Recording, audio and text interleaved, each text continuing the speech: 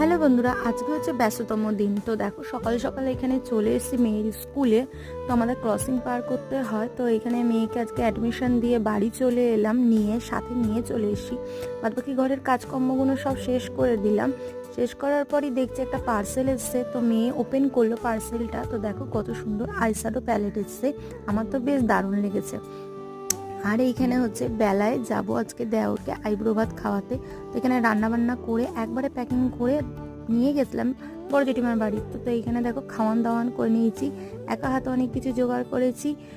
ও খেয়েও খুব আনন্দ পেয়েছে, বলছে বৌদি তুমি দারুণ রান্না করেছো।